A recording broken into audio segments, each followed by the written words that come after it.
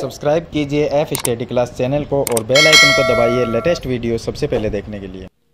Hello friends, आज इस video में हम प्रश्नावली 1.2 के क्वेश्चन को हल करेंगे। पीछे वाली वीडियो में मैंने आपको प्रश्नावली 1.1 के जो क्वेश्चन थे उनके बारे में मैंने आपको बताया था किस तरह से वो क्वेश्चन हल करते हैं। तो आज हम 1.2 प्रश्नावली के जो हमें क्वेश्चन दिए गए, टोटल इसमें 3 ही क्वेश्चन है और इसके जो क्वेश्चन है उनमें लिखा है कि सिद्ध करना है कि जो भी संख्या होगी √5, √2 इस तरह की संख्याएं दी गई है और सिद्ध करना है कि वो एक अपरिमेय संख्या है। तो इस प्रश्नावली के अंदर जो क्वेश्चन है वो कौन से टाइप के हैं और उनको सिद्ध किस तरह से करना है तो वो मैं आपको बता देता हूं। देखिए, इस प्रश्नावली में टोटल जो क्वेश्चन है वो इस टाइप के मिलेंगे आपको। हो सकता है कि √2, √3, √5 जो मैंने क्वेश्चन लिख रखा है, सिद्ध कीजिए कि √5 एक अपरिमेय संख्या है। यहाँ पर √3, √2 भी हो सकता है।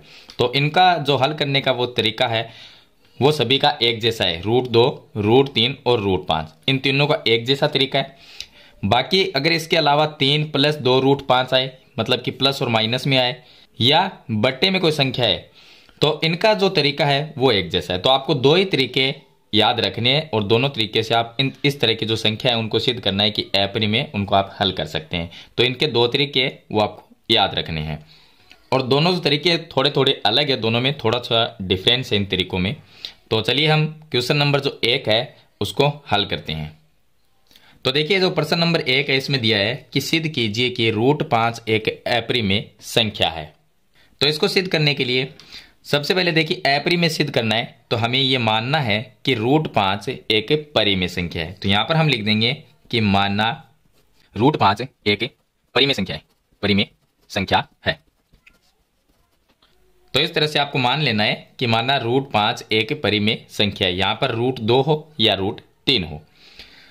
अब देखिए, जो संख्याएं परिमेय होती है उनको हम P/Q के रूप में लिख सकते हैं। तो यानी कि हम √5 को भी P/Q के रूप में लिख सकते हैं। तो हम इसको लिख सकते हैं कि √5 बराबर P/Q।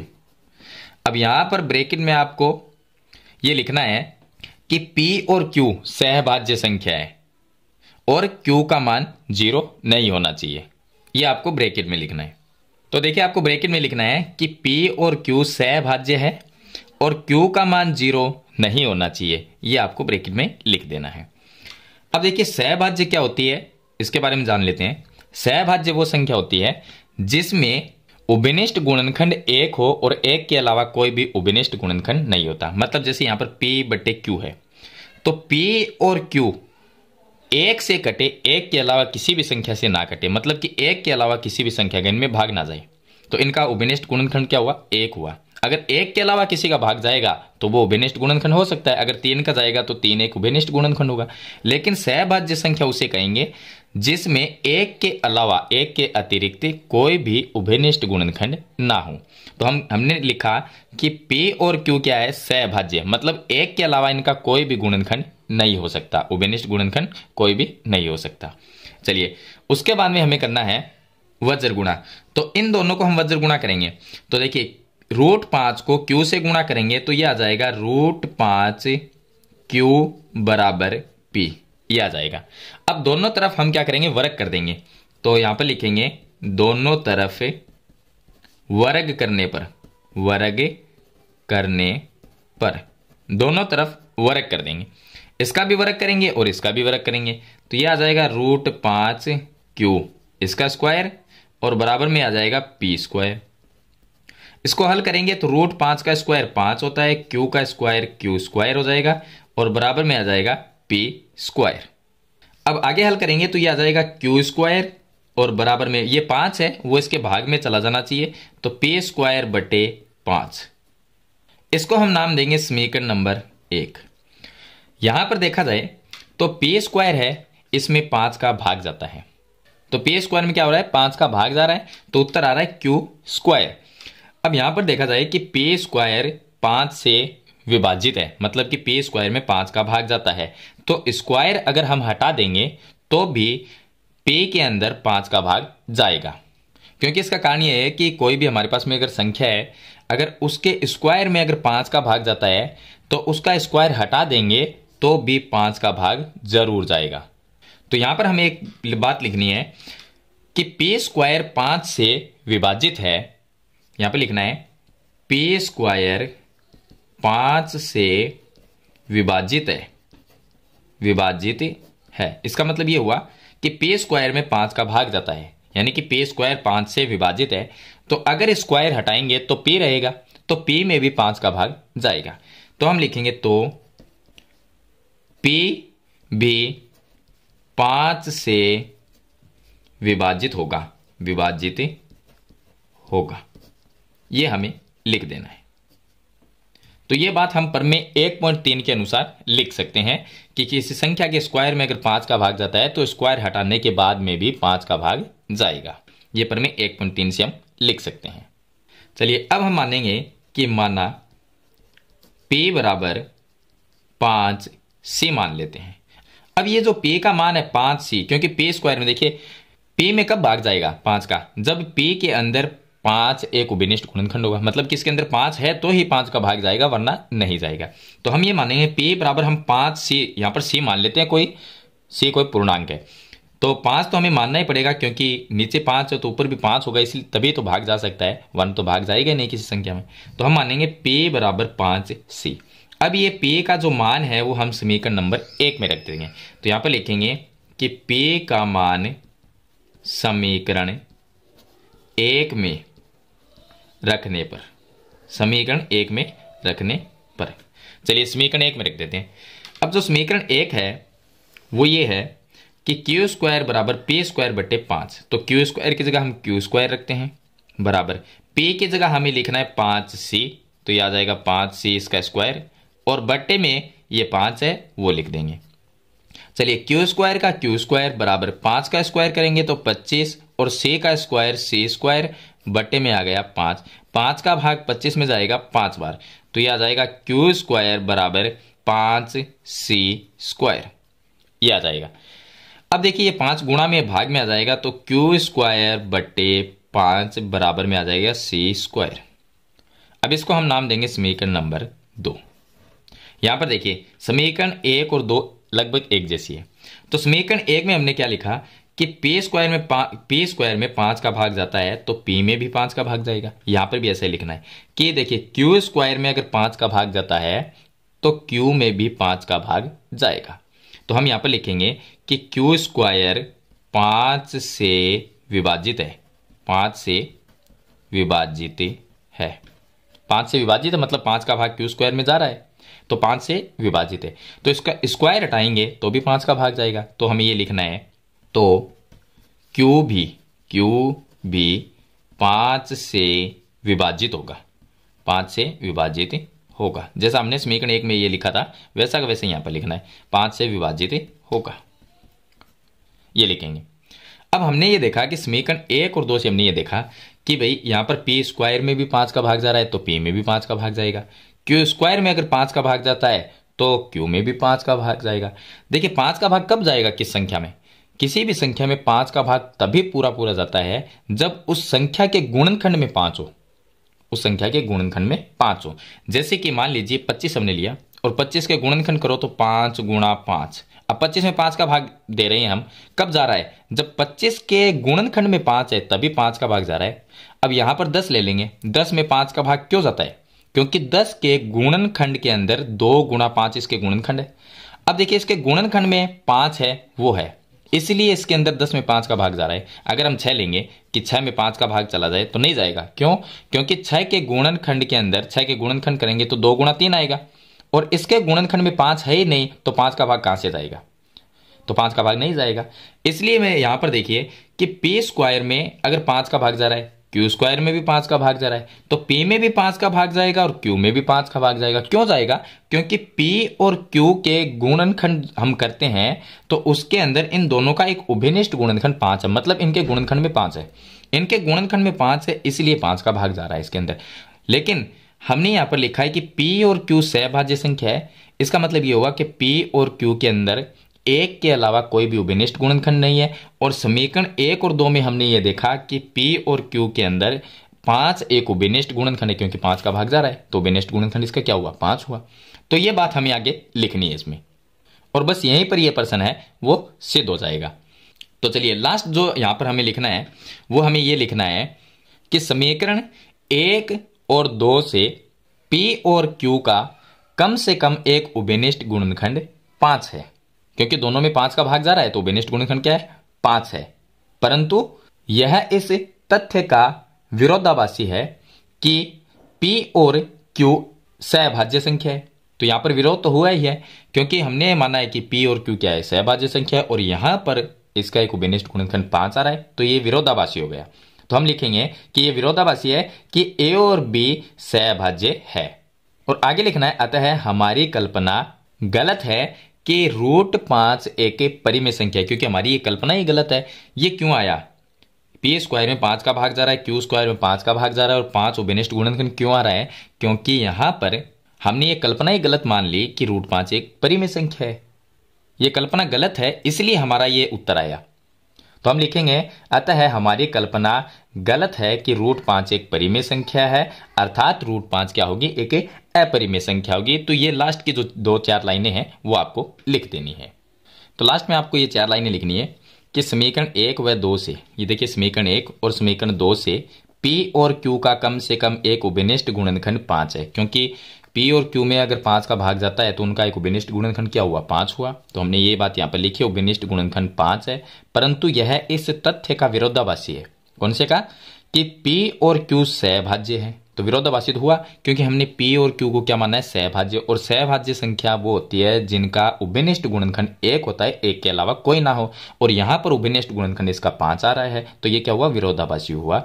अतः हमारी कल्पना गलत है। कौन सी कल्पना? जो हमने शुरू में की थी कि माना √5 एक परिमेय संख्या। ये जो कल्पना हमने की है, ये कल्पना क्या है? गलत है। इसे गलत मानने की वजह से हमारा ये √5 एक उभयनिष्ठ 5 है एक उभयनिष्ठ गुणनखंड आया है।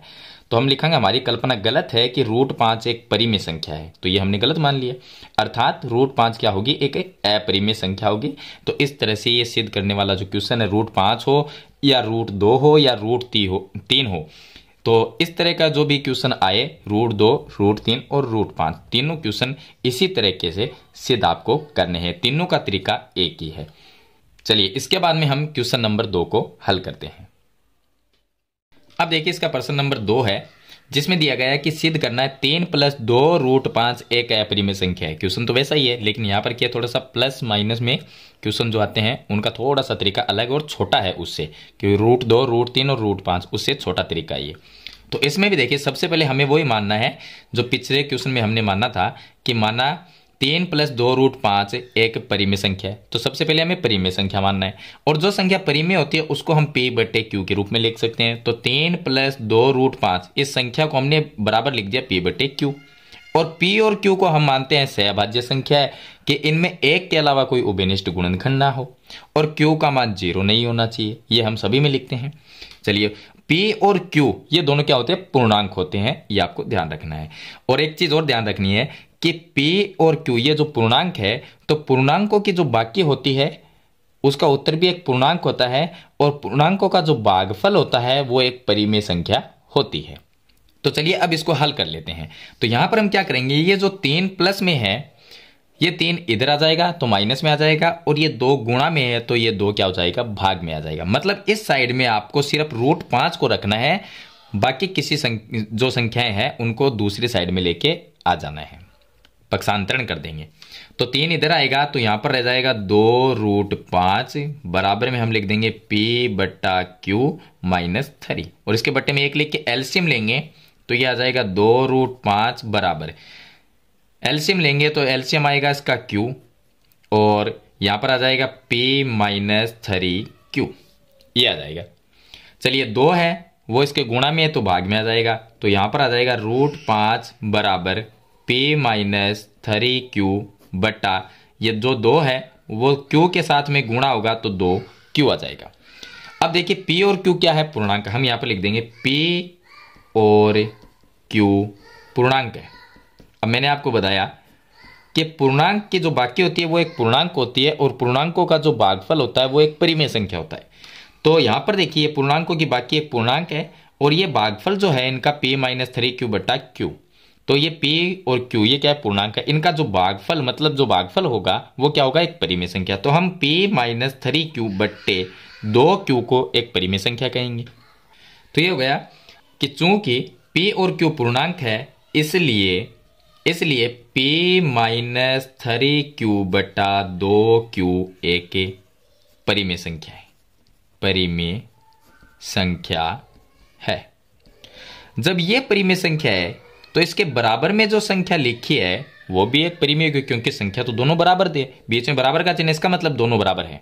तो ये परिमेय संख्या है, तो √5 भी एक परिमेय संख्या होगी। क्यों होगी? क्योंकि इस साइड वाली ये परिमेय संख्या है और इसके बराबर में ये लिखी हुई है। तो हमने ये लिखा p माइनस 3q बटे 2q एक परिमेय संख्या है, इसलिए यहां पर लिखेंगे, इसलिए √5 एक परिमेय संख्या होगी। √5 भी क्या होगी? परिमेय संख्या है। √5 भी एक परिमेय संख्या है। आगे लिखेंगे जो कि विरोधाभासी है, विरोधाभासी कथन है, विरोधाभासी कथन है। अब ये विरोधाभासी कथन क्यों हुआ? क्योंकि हमारी जो कल्पना है वो ही गलत है, मतलब असत्य है। तो हम लिखेंगे हमारी कल्पना असत्य है, असत्य है। अतः आगे लिखेंगे, अतः दी गई संख्या क्या होगी? एक अपरिमेय संख्या होगी। क्योंकि ये जो संख्या परिमेय संख्या है तो ये भी परिमेय संख्या होगी, लेकिन ये क्या है? विरोधाभासी कथन है। और क्यों है? क्योंकि हमारी जो कल्पना थी वही असत्य, मतलब कि गलत थी। हमने गलत ही माना था कि ये परिमेय है, हमने गलत माना था, इसलिए जो यहां पर जो उत्तर आया वो भी गलत आया। तो जो कल्पना है वो ही गलत है हमारी, मतलब असत्य है। और हमारी कल्पना असत्य है, इसका मतलब क्या हुआ कि 3 + 2√5 क्या हुआ? एक अपरिमेय संख्या हुई। तो हम लास्ट में ही लिख देंगे, अतः दी गई संख्या मतलब कि 3 + 2√5 एक अपरिमेय संख्या होगी। तो इस तरह से आपको प्रश्न नंबर जो 2 है उसको हल कर देना है। लास्ट में जो 3, 4 हम ये जो लाइनें लिखते हैं उनको थोड़ा सा याद रखना है। चलिए इसके बाद में हम क्वेश्चन नंबर 3 हल करते हैं। अब देखिए क्वेश्चन नंबर इसका 3 है, जिसमें 3 क्वेश्चन दिए गए हैं, 3 संख्याएं हैं जिनको हमें सिद्ध करना है कि वो अपरिमेय है। तो तीनों का आंसर मैंने लिख रखा है। तो यहां पर देखिए क्वेश्चन नंबर जो 1 है उसमें दिया गया 1/√2। तो हम मान लेंगे, देखिए सभी संख्या को हमें क्या मानना है? सबसे पहले परिमेय मानना है। तो इस संख्या को भी हम परिमेय मान लेंगे। पीछे वाले 2 क्वेश्चन में मैंने आपको यही बताया है कि माना 1/√2 एक परिमेय संख्या है, और जो संख्या परिमेय होती है उसको हम p/q के रूप में लिखते हैं, मतलब कि बराबर लिख लेते हैं। लेकिन यहां पर एक चीज का आपको ध्यान रखना है, जिस संख्या के बट्टे में रूट वाली संख्या हो तो रूट वाली नीचे नहीं रहनी चाहिए। इसलिए हम क्या करेंगे? 1/√2 का परिमेयकरण कर देंगे। परिमेयकरण करेंगे तो यहां पर हम क्या करेंगे? परिमेयकरण करेंगे। तो 1/√2 है, इसका परिमेयकरण कैसे करना है? नीचे जो √2 है इसको ऊपर नीचे गुणा कर देना है। गुणा में लिखना है √2/√2। अब यहां पर 1 गुणा √2 होता है √2, और बराबर में √2 को √2 से गुणा करेंगे तो ये 2 बन जाता है। तो अब इस संख्या को हम क्या करेंगे? p/q के बराबर लिख देंगे। तो हमने लिखा √2/2 बराबर p/q, और सभी में ये लिखते हैं कि p और q सहभाज्य है और q का मान 0 नहीं होना चाहिए, सभी में क्वेश्चन में लिखते हैं। अब इसको हल करके इस साइड में सिर्फ √2 को रखना है, इस साइड में बाकी संख्याएं इधर आ जानी चाहिए, पक्षांतरण कर देंगे। तो ये कि q को इसके साथ में गुणा करेंगे तो √2q बराबर 2 को p से गुणा करेंगे तो 2p हो जाएगा। उसके बाद में यहां पर जो q गुणा में है वो q बट्टे में आ जाएगा, तो इधर रह जाएगा √2।